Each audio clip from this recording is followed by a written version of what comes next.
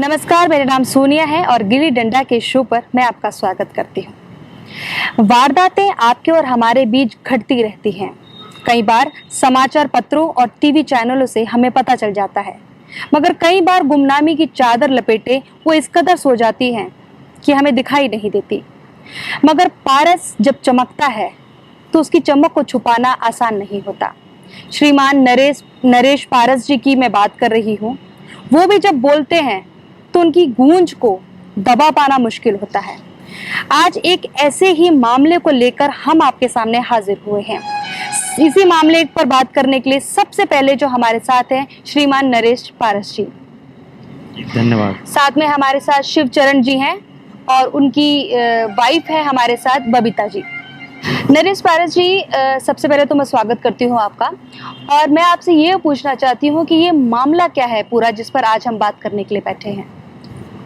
देखिए, ये जो मामला है वो एक ताजमहल के जस्ट पीछे एक मलिन बस्ती है, दलित बस्ती है, और उसमें एक छोटा सा परिवार है जो कि रिक्शा चला के वो अपने परिवार का पालन पोषण करते हैं। तो ऐसे में उनकी पत्नी जब गर्भवती थी तो वो प्रसव कराने के लिए प्रयास कर रहे थे, क्योंकि उनको सरकारी योजनाओं की जानकारी नहीं थी, कहाँ इसका प्रसव होगा, सरकारी योजनाएं क्या हैं, फ्री में होता है, एम्बुलेंस कहाँ से आती है, आशा का क्या काम है, बहुत सारी सुविधाएं जो थी इनकी पहुंच से बहुत दूर थी। तो किसी ने सुझाव दिया, आसपास के किसी डॉक्टर के पास में गए तो डॉक्टर ने कहा कि मैं छोटी मोटी दवाएं तो दे सकता हूं, लेकिन मैं प्रसव नहीं करा सकता। तो इन्होंने कहा कि ठीक है। तो ये फिर एक प्राइवेट हॉस्पिटल में गए। प्राइवेट हॉस्पिटल में इन्होंने अपनी पत्नी को भर्ती कराया। भर्ती कराने के बाद में जब 2 दिन बाद जब वो बच्चे को ले जाने के लिए, छुट्टी कराने के लिए जब उन्होंने प्रयास किया, डॉक्टर से बात की, तो डॉक्टर ने सीधे तौर पर 30,000 रुपये की मांग की। बोले कि पूरे ऑपरेशन का खर्चा 30,000 रुपये आया है, आप 30,000 रुपये दीजिए और अपने बच्चे को ले जाइए, पत्नी को ले जाइए। लेकिन इनके पास में 30,000 रुपये नहीं थे। किसी तरह से इन्होंने 4-5 हज़ार रुपये का जुगाड़ बना लिया था इधर उधर से करके। तब वो पैसे नहीं दे पाए तो डॉक्टर ने एक पेशकश की, ठीक है, आप पैसे नहीं दे पा रहे तो आप एक काम करिए, आप ये बच्चा हमें दे दीजिए, इसके बदले हम आपको और पैसा दे देंगे। जबकि फिर इन्होंने कहा नहीं, मुझे बच्चा नहीं देना है किसी को, और न बेचना नहीं है मुझे, मैं पैसे का इंतज़ाम करूँगा, आज नहीं तो कल कुछ और मैं व्यवस्था करता हूँ, मुझे 1 दिन का टाइम दीजिए। तो उन्होंने, डॉक्टर ने कहा कि ठीक है, आप टाइम दीजिए। डॉक्टर साहब ने टाइम दिया? हाँ, डॉक्टर साहब ने टाइम दिया, 1 दिन का टाइम दिया। इन्होंने अगले दिन के लिए कहा कि आप 2 बजे तक का मुझे वक्त दीजिए, 2 बजे तक मैं पैसे जुटा लूँगा। फिर अगले दिन हुआ क्या कि जब ये इनके पास में अपने रिश्तेदारों के पास में गए, मोहल्ले के पालों के पास में गए, तो ये पैसे का इंतज़ाम नहीं करा पाए। तो फिर हुआ ये, थकार के फिर हॉस्पिटल गए। हॉस्पिटल वाले से जब बात की तो उन्होंने कहा कि देखिए, शर्त मेरी यही थी कि आप पैसे का इंतज़ाम करें, आप पैसे का इंतज़ाम नहीं कर पाए, इसलिए बच्चा अब आपको देना पड़ेगा जी। कि आपसे क्या बात हुई थी शिवचरण जी? मैं आपसे पूछती हूँ, आपसे क्या बात हुई थी डॉक्टर साहब की? मेरी बात, ये माइक आपको लगाना होगा। मेरी बात ये हुई थी हाँ, कि डॉक्टर साहब, मेरे पास जो 2 दिनों को टाइम मुझे दे दीजिए, मैं आपका पैसों का इंतज़ाम करता हूँ, आपकी हॉस्पिटल की फीस जो मैं पूरा पेमेंट दे जाऊँगा, अपनी बीवी को अपने घर ले जाऊँगा छुट्टी करा के। उन्होंने कहा कि कोई बात नहीं है, कर लो। तो मेरे पास 4-5 हज़ार रुपये का इंतज़ाम हुआ तो मैं उनके पास लेके पहुँचा। मैंने कहा मैडम, ये पैसे पकड़ो, बाकी पैसा जो आपका बचेगा मैं किस्तों पर अदा कर दूँगा। हाँ, मैं ईमानदार आदमी, रिक्शा चलाता हूँ। आप रिक्शा चलाते हैं? हाँ, बेईमान आदमी नहीं। तो मैडम ने ये कहा कि मतलब जो है, नहीं, ऐसा नहीं हो सकता है, आप पैसा का इंतजाम और कर लो, 1 दिन की और तुम्हें हम टाइम दे रहे हैं। तो मैं उन्होंने टाइम दिया आपको? हाँ, लेकिन ये कहा कि 1 दिन का टाइम और दे रही हूं। हाँ, 1 दिन का टाइम और मैं तुम्हें दे रही हूँ।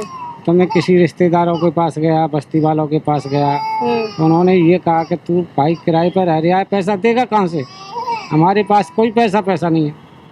तो मैं मैडम के पास गया था, मैंने कहा मैडम, मेरे पास कोई पैसा का इंतज़ाम नहीं हुआ है। मैडम ने कहा कोई बात नहीं है, नहीं हुआ तो हमारे हॉस्पिटल का खर्चा भी जो पैसा चुक जाएगा, कुछ पैसे हम तुमको दिलवा देंगे। तो मैंने कहा अगर मैं इनकी बातें नहीं मानता हूँ तो मेरी बीवी जो घर डरी है, कोरोना का चक्कर चल रहा, हो सकता है कि मेरी बीवी के साथ में कुछ कर दें। इसलिए मैं मजबूर हो गया। तो साहब नहीं है कि उन्होंने मुझे 30,000 रुपये काट के 70,000 रुपये मुझे दे दिए। तो आप जब डॉक्टर के पास गए तो डॉक्टर ने सबसे पहली बात आपको क्या कही? उन्होंने कहा कि 25,000 रुपये के आपको करीबन खर्चा आ जाएगा। ये आपको पहले ही बता दिया था? पहले ही बता दिया था। तो मैं ले गया, मैं चलो कोई बात नहीं, अब देख लेंगे कहीं ना कहीं से। अब मेरे पास पैसा नहीं है, या का ऑपरेशन हो जाएगा तो पैसा का इंतजाम तो चाहिए तो हो जाएगा, कोई ना कोई भैया दे ही देगा। मैं ले गया तो उन्होंने 24 तारीख को मैं ले गया तो 6:45 पे उन्होंने ऑपरेशन करा तो लड़का हुआ। मैडम ने कही कि अपना तुम्हारी घरवाली के लड़का हुआ है। मैंने कही मैडम बहुत बहुत शुक्रिया, आपकी बड़ी मेहरबानी हुई। तो उन्होंने बाद में मुझसे पैसों का कोई सवाल नहीं किया। दूसरे दिन में 25 तारीख को बुलाया तो बोली तो कि पैसे कुछ जमा कर दो। मैंने कहा मैडम मेरे पास पैसे नहीं है, मैं जा रहा हूँ पैसों का इंतजाम करने। तो कह नहीं कोई ज़रूरत नहीं है, रहने तो मत जाओ, हम तुम्हारे। अच्छा, वो आपको ये बोली? हाँ, हम तुम्हारे भले की सोचेंगे। तुम पर क्या बच्चे हैं? मैंने कहा मैडम मुझ पर 5 बच्चे हैं, तो ये 6वां बच्चा हमें दे दो तुम, हमारे भी हॉस्पिटल की खर्चा चुक जाएगा, आपका भी भला हो जाएगा। मैंने कहा हाँ मैडम, मैंने कहा ऐसा नहीं हो सकता है। हाँ, आप अपना बच्चा नहीं देना चाहते? मैं अपना बच्चा मैडम नहीं दूंगा, चाहे मेरे 6 चाहे 7 में हो जाए, मगर इस बात की तमन्ना नहीं है। तुम अपने हॉस्पिटल का खर्चा बता दो, मैं इंतजाम करके 2 दिन में 3 दिन में मैं तुम्हारे को दे दूंगा। तो कोई बात नहीं है, 30,000 रुपये का इंतजाम हमारा कर लो। हाँ। नहीं तो या तो बच्चा दे दो या 30,000 रुपये तो जमा कराओ। मैं घर का आया तो मैंने बस्ती वालों से कहा, रिश्तेदारों से कहा, मतलब किसी ने हामी पैसे की नहीं भरी। तो आपको ये मामला नरेश पारस जी कब पता चला? मुझे ये मामला करीब 1 हफ्ते पहले पता चला था, जब मैं चूँकि इनके घर के पास में एक झुग्गी झोंपड़ी है तो वहाँ पूरी बस्ती है। जब मैं वहाँ गया तब मुझे वहाँ के लोगों ने बताया कि हमारे पीछे एक परिवार में ऐसी वारदात हुई है कि एक महिला के बच्चा पैदा हुआ और अस्पताल वालों ने उसका प्रसव का पैसा न देने पर उसके बच्चे को रख लिया और उसे वापस कर दिया, बच्चे को कहीं बेच दिया है। तब आपको ये मामला पता चला? जब ये बात मैंने सुनी कि कोई अस्पताल वाला किसी के बच्चे को रख लेगा और बेच देगा तो मुझे बात हजम नहीं हुई। बेचने की बात आपको कब महसूस हुई या पहले से ये बात जानते थे? नहीं, मुझे महसूस तब हुई जब वो मोहल्ले के लोग बता रहे थे। तो उन्होंने जब बताया कि ऐसी ऐसी बात है, उन्होंने आपको ये बताया कि डॉक्टर जो है वो बच्चे को जबरन अपने पास रख रहा है। हाँ। उसके बाद वो आगे बेचने की सोच रहा है। हाँ, नहीं तब तक वो बेच दिया था जब मुझे जानकारी मिली थी। अच्छा, बेचा जा चुका था? बेचा जा चुका था, बच्चे का सौदा हो गया था और ये अपने घर आ गए थे। तो वही मोहल्ले के लोगों ने ये बताया कि इसमें एक ऐसा परिवार है जिसमें प्रसव का पैसा नहीं दे पाए, तो उसको बच्चा डॉक्टर ने रख लिया और उनको कुछ पैसे देके वहाँ से भगा दिया है। तो तब फिर मैंने इनका परिवार खोजा और फिर मैं इनसे मिला जाके। तो जब शिवचरण से जब मेरी बात हुई, इनकी पत्नी से भी बात हुई, तो मामला बिल्कुल सही निकला। इन्होंने मुझे यही बताया कि मैं वहाँ गया था अस्पताल में इलाज कराने के लिए, तो प्रसव का 30,000 रुपये था, मैं पैसे दे नहीं पाया, तो डॉक्टर ने मुझे मेरा बच्चा रख लिया और बोले कि इस बच्चे को हम 1 लाख रुपए में किसी और को बेच देते हैं। बबीता जी, आपको जब ये बात पता चली कि इस तरह से आपका जो नवजात है उसको डॉक्टर ने ही रख लिया है या वो उसे आगे बेचना चाहती है, तो आपने कुछ बात की उनसे? मुझे क्या सौदा मालूम थी। मेरी ऑपरेशन हुई थी, मेरी बिल्कुल होश ना आती, बिल्कुल। आप होश में नहीं थे? नहीं, 3 दिन पीछे में होश में आई थी। तो आपको 3 दिन बाद पता चला? 3 दिन बाद पता चला, तब मैं रोई करा, मतलब मेरे बच्चा कहाँ है। आप देना नहीं चाहते थे? हाँ, मेरे बच्चा कहाँ है, तो बच्चा मुझे पाती नहीं गोद में। बच्चा मैं पास तो उठा लिया काऊ ने। अच्छा, उन्होंने पहले ही उठा लिया? मुझे नहीं मालूम, कैसा नहीं मालूम है बच्चा। तो आपने जब डॉक्टर से पूछा कि मेरा बच्चा कहाँ है, तो उन्होंने क्या जवाब दिया? मुझे क्या सुना मालूम, मैं बिल्कुल गैर होश डरे रही थी। नहीं, जब होश आया तब आपने पूछा डॉक्टर साहब मेरा बच्चा कहाँ है, तो उन्होंने क्या कहा आपको? बिन्ने भी कहा तो मैं बच्चा अपना बेच दिया मैंने, तुम्हारा बच्चा। आपके हस्बैंड ने? हाँ। फिर आपने क्या कहा? मैं मेरे बच्चा का काय को बेचे थे, हम कहूँ से कर आ गए, हम ले आवाते पैसे तो आपको दे देते। जिन्हों भेजे मैंने जाओ चले आओ पैसा ले आओ, काऊ बस्ती वाले ने संग नहीं दे मुझे, तुम किराएदार हो, तुम मना देंगे तुम्हें पैसे। शिवचरण जी, जब आपने डॉक्टर साहब से मिन्नत भी की कि मैं पैसा कहीं से भी ले आऊंगा और आपको पैसे का इंतजाम कहीं से नहीं हो पाया, तब आपने क्या मन में ये सोच लिया था कि अब वो मेरा बच्चा रख लेंगे, या आप किसी भी कीमत पे बच्चा वापस चाहते थे? मैंने साहब उन्होंने बार बार कहा, मैंने कि मैडम मैं तुम्हारा पैसा अदा कर दूंगा, ये 4-5 हज़ार रुपये ले लीजिए, मगर उन्होंने नहीं मानी। उन्होंने कहा कि हमारे हॉस्पिटल का इकट्ठा पैसा चुक जाएगा और तुम्हारा भी भला हो जाएगा। मैंने कही मैडम, आपको लालच दिया? मैडम ये तो मैंने कही मेरे संग में बहुत हरकतें कर रही हो, कि नहीं कुछ भी समझ लो। अच्छा, कुछ भी समझ लो। हाँ, तो मैंने सोचा, मैंने कही भाई मेरी घरवाली भी डरी है और मेरा बच्चा भी हाथ से जाएगा, मेरी हो सकता है मेरी घरवाली भी चली जाए, कोरोना के दिन चलने हो सकता है ये इंजेक्शन लगा के नहीं है, मेरी घरवाली के साथ में कुछ भी कर। मैं अकेला आदमी था तो साहब मैं मजबूर हो गया, मैंने उन्होंने की बात मान ली। मैं चलो कोई बात नहीं है भाई, ये डॉक्टर लोग हैं, हम आम पब्लिक हैं। मजबूरी में आपने उनकी बात मान ली कि आपकी बीबी भी उनके पास है, वो कहीं उन्हें कोई गलत इंजेक्शन ना दे दे, और उनका आपका बच्चा भी उनके पास है। साहब मैं मजबूर हो गया तो उन्होंने थोड़ा सा नीचे, उन्होंने मतलब जो है मैडम तो चौथे दिन दिल्ली चली गई, छुट्टी दे के नहीं, कंप्यूटरों से कह गई कि ये पर्चा लिखे जा रही दवाई का, अगर यहाँ से ले तो यहाँ से ले ले और नहीं वहाँ से मेडिकल से ले ले, पट्टी हम कर देंगे और छुट्टी दे देना। तो साहब सवेरे के 9 बज रहे, हमने चाय पानी जरूर पी ली, तो कंप्यूटर बोले तो कि तुम्हारी छुट्टी है, ये पर्चा पकड़ो दवाई का। मतलब आपको जाने के लिए बोल दिया? हाँ, 5 मिनट ना। नरेश पारस जी, आपकी डायरेक्ट डॉक्टर से कोई बात हुई इस मामले में? नहीं, इस मामले में डॉक्टर से मेरी कोई बात नहीं हुई, क्योंकि जब ये मामला मेरी जानकारी में आया तो मोहल्ले के लोगों से पूछा और इनसे मैंने पूछा तो पूरी बात सामने निकल के आ चुकी थी कि इनके बच्चे का सौदा हो गया है। इन्होंने 1 लाख रुपए में बच्चे का सौदा किया था। मतलब डॉक्टर ने 1 लाख रुपए का बताया, 30,000 रुपये उसने अपने अस्पताल के खर्चे के काट लिए, 70,000 रुपये इसको दे दिए, और उस डॉक्टर ने किसी और परिवार को वो बच्चा बेच दिया था। अब पता नहीं कितने कीमत में बेचा था, और बेचने के बाद में वो डॉक्टर परिवार यहाँ से फरार था। अच्छा, फरार? हाँ, फरार हो गया था वहाँ पर। जब मैंने इनसे पूछा, हॉस्पिटल के पास में गया तो केवल वहाँ कंपाउंडर वगैरह थे, डॉक्टर थे ही नहीं वहाँ पर। तो उस समय बड़ा सोच के हैरानी हुई कि मैंने ये बताइए, इतना ये ह्यूमन ट्रैफिकिंग का मामला चल रहा है, बच्चों की खरीद फरोख्त की जा रही है, परिवार को लालच दिया जा रहा है और बच्चा बेचने के बाद में वो फरार हैं। तो मेरी डॉक्टर से बात नहीं हुई, डॉक्टर वो छोड़ के जा चुका था। और जब ये मामला मैं एडमिनिस्ट्रेशन में लेके गया, डीएम साहब के संज्ञान में मैं लेके आया, सीएमओ और राष्ट्रीय बाल आयोग और जगह अथॉरिटी, सब जगह आप गए, भेजा। सबसे पहला कदम आपने क्या उठाया? क्योंकि ये बताना बहुत जरूरी है, जो लोग इस चीज में फंस रहे हैं उनको सबसे पहला कदम क्या उठाना चाहिए, तो वो आपसे सीखेंगे। आपने सबसे पहला कदम क्या उठाया? देखिए, इसमें सबसे पहला, जब चूँकि मुझे किसी माध्यम से पता चला था, तो सबसे पहले तो मैं इनके पास में गया, इनसे पूरी बात की मैंने, और इनका एक वीडियो मैंने रिकॉर्ड किया जिसमें ये सारी बात बता रहे थे। उस वीडियो को लेकर और इनके पेपर वगैरह लेके पहले मैंने सीधा उन्होंने डीएम को मेल किया। अच्छा। हाँ, डीएम को मैंने मेल किया, उनको पूरी बात बताई, यथास्थिति बताई। मैंने ऐसा ऐसा मामला हुआ है, एक बच्चे का सौदा हो गया है।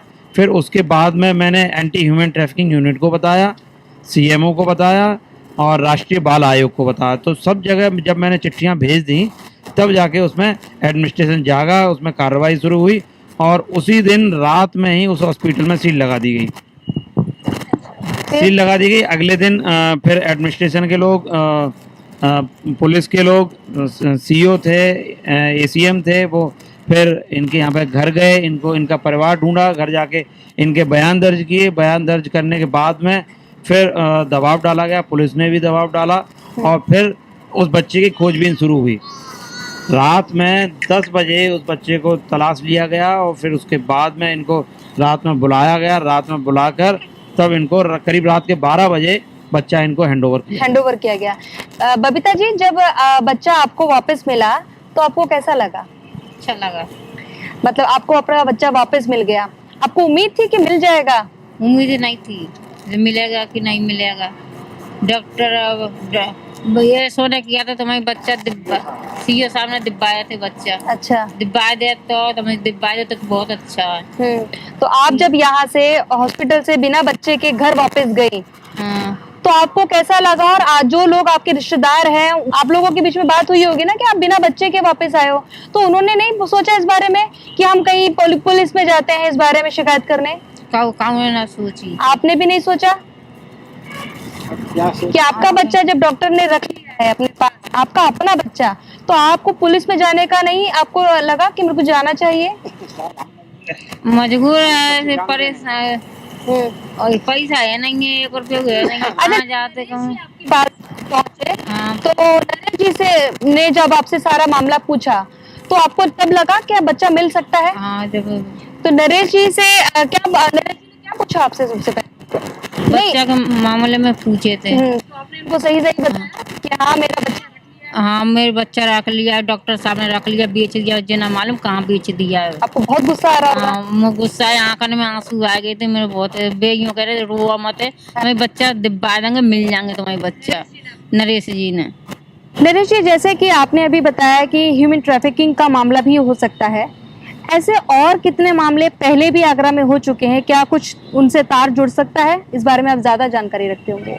देखिए, एक बात तो साफ है और मैं आपके शो के माध्यम से जनता को बता भी देना चाहता हूं कि अगर कहीं भी किसी तरह से बच्चा गोद दिया जाता है या लिया जाता है तो इसके लिए भारत सरकार ने एक अथॉरिटी तय कर रखी है, उसका नाम है केंद्रीय दत्तक ग्रहण इकाई, सेंट्रल एडॉप्शन रिसोर्स एजेंसी।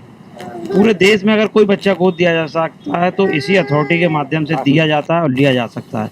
इसके अलावा कोई भी बच्चा किसी तरह से अस्पताल से देता है या किसी और तरह से गोद देने का प्रयास करता है तो वो पूरी तरह से अवैध है और ये ह्यूमन ट्रैफिकिंग के दायरे में आता है। जिस तरह से इस अस्पताल ने इनका बच्चा खरीद के किसी दूसरे को बेचा, ये पूरी तरह से मानव तस्करी का खेल था। मानव तस्करी और बाल तस्करी का ये मामला था। वो तो गनीमत रही कि इस बच्चे को समय रहते इनको पकड़ लिया गया, वो लोग पकड़े जा चुके हैं और उनमें से बच्चे को बरामद हुआ। लेकिन एक संभावना और इसमें बढ़ जाती थी, क्योंकि जिस तरह से आजकल ट्रेंड चल रहा है ह्यूमन ऑर्गन ट्रैफिकिंग का, क्योंकि कई लोग ऐसा करते हैं, बच्चों को ले जाते हैं तो उनके जो अंग निकाल लिए जाते हैं, अंग को बेच दिया जाता है और अंतर्राष्ट्रीय मार्केट में इसकी बहुत बड़ी डिमांड है। तो कहीं ना कहीं उस संभावना से भी इनकार नहीं किया जा सकता है। तो ये एक ऐसा मामला था, जब ये आया मेरी जानकारी में तो ये खुल गया। हो सकता है ऐसे कितने और अस्पताल हों जो इस तरह के खेल को अंजाम दे रहे हैं, क्योंकि जहाँ अस्पताल था उस एरिया में बहुत सारे अस्पताल हैं। अगर उस यमुना पार के इलाके को अगर अस्पतालों की मंडी कहा जाए तो ये अतिशयोक्ति नहीं होगा। तो उसमें पुलिस को एक सघन जांच करने की आवश्यकता है। कहीं वहाँ ट्रैफिकिंग के और भी उसमें तार जुड़े हो सकते हैं। ट्रैफिकर्स वहाँ उनके जो गुर्गे हैं वो वहाँ रह सकते हैं। अस्पतालों के माध्यम से बच्चों की खरीद फरोख्त का मामला सामने आ सकता है, लेकिन बशर्ते अब इसमें पुलिस को कार्रवाई करनी होगी, पुलिस को सामने आना होगा इसमें। ठीक है पारिस साहब, जैसे कि आपने इस मामले की जांच की और करवाई, उन जो डॉक्टर हैं जो और जो अस्पताल है उसके बारे में कोई हिस्ट्री भी रही है क्या? कभी कुछ सामने आया आपके ऐसे अभी तक? देखिए, जब उनसे अस्पताल से जब बातचीत की गई और पूरा मामला खुला तो प्रशासन वहाँ पर पहुँचा, स्वास्थ्य विभाग वहाँ पहुँचा, तो वो डॉक्टर दंपत्ति जो थे फरार हो चुके थे, कोई वहाँ मौजूद नहीं मिला। सीएमओ ने वहाँ सील लगा दी और जो अस्पताल में जो बोर्ड लगा था वो किसी और का था, बिल्डिंग किसी और की थी, इलाज कोई और कर रहा था। अच्छा, ये मामला भी बड़ा हाँ, ये मामला भी आया था और उसमें ये भी निकल के आया था जो अस्पताल चल रहा था वो 2015 के बाद में उसका रिन्यूअल ही नहीं हुआ था, वो फर्जी था पूरी तरह से। तो पता नहीं इस तरह के कितने और अस्पताल होंगे, लेकिन अस्पताल संचालक न होने की वजह से कोई भी जानकारी सामने नहीं आ पाती। अच्छा शिवचरण जी, आप जैसे आपने बताया कि आप रिक्शा चलाते हैं और आपके परिवार भी बड़ा है, ऐसे में अगर नरेश पारस जी नहीं होते तो आपको अपना बच्चा वापस मिलने की उम्मीद वैसे तो बहुत कम थी, लेकिन क्या कभी आप इतना पैसा जुटा पाते कि आप वहाँ हॉस्पिटल में देकर आए? साहब कभी भी नहीं जुटा पाते। आप तो इनकी बड़ी बड़ी मेहरबानी हुई हमारे घर पहुंच गए, हमसे पूछताछ करी, हमने सारी कहानियां इनको ईमानदारी से बताई कि हमारे साथ में यही गुजरा है और साहब हमारे साथ में और कुछ नहीं है। तो इन्होंने कहा हमारा दिल भारी कर दो, तो कि कोई बात की चिंता मत करो, आपका बच्चा मैं दिलवाऊंगा, मगर अपने असूलों पर पक्के रहना। मैंने कहा साहब आपकी बड़ी बड़ी मेहरबानियाँ होगी। तो साहब उन्होंने मेरा बच्चा दिलवा दिया। मैं जिनकी बड़ी बड़ी मेहरबानियाँ मानता हूँ, बिल्कुल, शुक्रिया अदा बिल्कुल। करता हूँ साहब। बिल्कुल। अच्छा, आप उस हॉस्पिटल तक कैसे पहुंचे? साहब वो पहले मैंने अपनी लड़की का वो मतलब जो ऑपरेशन कराया हो तो भाई हॉस्पिटल में हो। अच्छा, तो आप पहले वहाँ जा चुके हैं? हाँ पहले मैं जा चुका हूँ साहब। तो मेरी लड़की के साथ में उन्होंने कोई नहीं बढ़िया सल्लूक बत्ते। लेकिन क्या आपको ऐसा लगता है कि इस बार लड़का पैदा हुआ था, ये भी मामला हो सकता है? तो ये तो मुझे साफ जानकारी नहीं कि लड़का होगा कि लड़की होगी, मगर जो मैडम की जो थोड़ी सी लड़का देख के नहीं नियत खराब लड़का हो गई। देखकर नियत खराब हुई। हाँ आप जब डिलीवरी कराने के लिए लेके गए अपनी बीवी की, तब आप अपनी जेब में कितने पैसे डालकर ले गए? जब मेरे पास साहब 3-4 हजार रुपया है। अच्छा। हाँ वो बाकी मतलब जो है याद 2 हजार रुपया मेरे बांटिया 2-3 दिन में खर्चा है। लड़का हुआ तो उन्होंने वो आपके खर्च हो गए? वो मेरे खर्च भाई तेल मंगाया और रूह मंगाई और वो पाउडर सारे मंगाए। तो वो दवाई में ही खर्च हो गए? हाँ वो मेरे मतलब जो 1,000 रुपया उस दिन खर्च हो गए। अच्छा। दूसरे दिन कही कि बोतल चढ़ेगी तो दूसरे दिन मेरे 500 रुपया खर्च है गए। ऐसे शामों पे वो 2-3 हजार रुपया अच्छा, खर्चा है गए। ठीक है। अच्छा, तो फारिस साहब मैं आपसे पूछूंगी कि इसके बाद उस अस्पताल पर क्या कार्यवाही हो रही है? देखिए अभी तक उसमें स्वास्थ्य विभाग ने उस पर सील लगा दी, अस्पताल बंद है और पुलिस उसमें कार्रवाई कर रही है, उसकी तलाश कर रही है। अभी इनकी तरफ से थाने में तहरीर भी दी जा चुकी है मुकदमा कायम कराने के लिए। अब उसमें कानूनी कार्रवाई चल रही है। अब यही है कि इसमें जो अस्पताल है उसके खिलाफ मानव तस्करी की धाराओं में उसमें मुकदमा दर्ज होना चाहिए और साथ ही साथ एक डिमांड ये भी है कि जितने भी वहाँ अस्पताल हैं सभी अस्पताल की कुंडली खंगाली जाए। हो सकता है और ऐसे अस्पताल हों जो बच्चों की खरीद फरोख्त मेरा कर रहे अगला हों। सवाल यही था। एक ऐसा तो नहीं है कि एक ही अस्पताल ऐसा कर रहा हो, ऐसे शहर के अंदर ना जाने कितने अस्पताल काम कर रहे होंगे। आगरा को वैसे भी अस्पतालों की मंडी कहा जाता है, तो ऐसे और भी अस्पतालों पर नकेल कसी जाएगी आगे? हाँ ये बहुत महत्वपूर्ण सवाल है और ये होना भी चाहिए क्योंकि अभी एक बच्चे की मामला सामने आया है, पता नहीं हो सकता जिन कितने और मामले हों, क्योंकि गरीब आदमी को ये इतना डरा देते हैं, इतना लालच देते हैं कि वो पैसे चुका नहीं पाता है और अपने बच्चे को वो गिरवी रखना पड़ता है, उसे अपना बच्चा बेचना पड़ता है, मजबूरन उसे बच्चा बेचना पड़ता है। और यही कारण है कि वो फल फूल रहे हैं और ऐसे लोगों को अपना जाल में फंसा लेते हैं, भोले वाले लोगों को, और बच्चों की तस्करी कर रहे हैं। लेकिन इस बार आप उनके साथ थे तो ये अपना बच्चा खोने से बाल बचे हैं। बच्चा तो खो चुके थे, ये बच्चे का सौदा भी हो चुका था, दूसरे व्यक्ति को बच्चा बेच भी दिया गया था। अब ये पता नहीं कितने पैसे में बेचा था, बच्चा तो बिक चुका था। यही वो बच्चा है जो गोद में है। और इस बच्चे को बेचे हुए 1 हफ्ते से ज्यादा बीत चुका था तब मेरी जानकारी में आया था।